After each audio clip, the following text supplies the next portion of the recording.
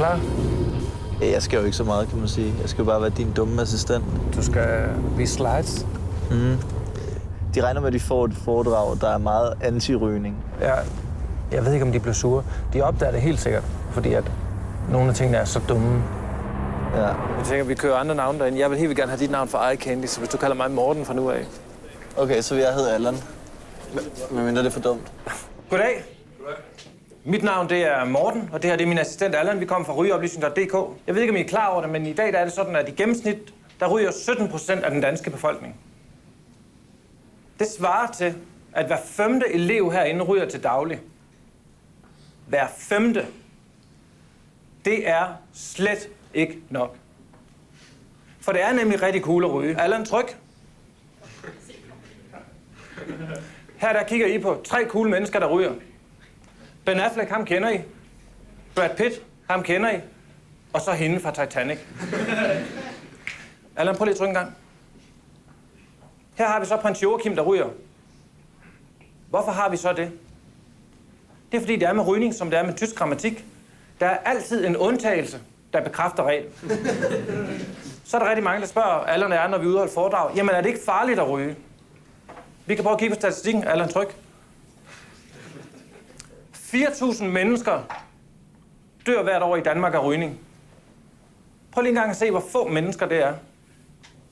Hvis vi så kigger på, hvor mange af de her mennesker ville have været død alligevel på et tidspunkt. Allan, tryk.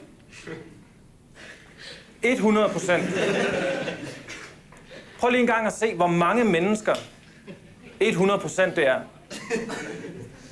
Det svarer faktisk til alle herinde. Så bliver man måske ikke 60 år gammel, og hvad så? Som Allan siger, når man er 60 år gammel, så er der alligevel intet tilbage at leve efter. Der er kun familiefester. Og der har vi lavet en undersøgelse. Allan, tryk. Familiefester er de kedeligste fester i verden. De er faktisk nøjagtigt lige så kedelige som sodavandsfester i 7. klasse. Jeg ved ikke, om I kan huske dem. Hvorimod rygefester anno 2013 er nået op på en plads, hvor de er nøjagtigt lige så cool som cokefester. Wow. Cokefester.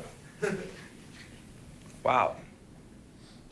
Hvis man vælger at ryge, jamen så kan man få masser af venner. Allan, tryk. Vi har lavet en undersøgelse. Op ad X-aksen, der har vi antal venner. Ud af Y-aksen, der har vi antal cigaretter per dag. Som I kan se, 0 cigaretter om dagen er lige med 0 venner. Måske 1. Hvorimod 40 cigaretter giver 2.000 venner, og de anbefalede 60 cigaretter om dagen giver fantastiske 4.000 venner. Og det er ikke kun på Facebook. Men som det er med livet, sådan er det også med rygning. Der er en grænse for alt. Man kan simpelthen ryge for meget. I Danmark er det 70 cigaretter om dagen. Det er et punkt, vi har valgt at kalde for dronning Margrethe-punktet. Hun ryger 70 cigaretter om dagen, og hun har ingen venner overhovedet. Hun er venner med 2 hunde. Og som Allan og jeg plejer at sige, der er kun én ting, der er mere taberagtigt, end ikke at have nogen venner overhovedet. Og det er at være ven med en hund. Så er der rigtig mange unge mennesker, der spørger os, når vi udholder foredrag. Men kan jeg blive en succesfuld sportsmand, hvis jeg samtidig er ryger? Lad os prøve at kigge på tallene. Allan, tryk en gang. Her der har vi Wayne Rooney. Han ryger. Stor ryger, og han er en af verdens bedste fodboldspillere. Allan, tryk. Her har vi Niklas Bentner. Han ryger ikke. Han er en af de dårligste fodboldspillere i verden. Ergo, jo mere I ryger, jo dygtigere bliver I til den sportsgren, som I udøver. Så er der måske mange af pigerne, der tænker, jamen kan jeg også blive en succesfuld sportskvinde? Og der er svaret nej. Men det har intet med rygning at gøre. Og så kan man jo så selvfølgelig spørge, kan de her tal dokumenteres ud fra, hvorvidt de her 2 personer ryger eller ej? Vi har spurgt folket. Allan, tryk. Og her ser man altså, at 2% af befolkningen siger, ja, selvfølgelig har det noget med rygning at gøre. Og resten, de er ikke engang blevet spurgt. Men lige en hurtig kritik til unge mennesker, der ryger. Det er, I ryger i smug. I gemmer det simpelthen væk. Det er et problem. Skam jer. Jeg ved ikke, om I kan huske det fra folkeskolen. Der gemmer man så op bag cykelskur, så ryger man derop. Det er ikke værdigt for os andre rygere. Jeg er fristet til at spørge, ved I, hvem der ellers gemmer sig bag cykelskuer? Homoseksuelle mænd. Der kunne I lære én ting af dem. Og det er at komme ud af skabet, frem med den. Tag den i munden, sut på den. Ryg.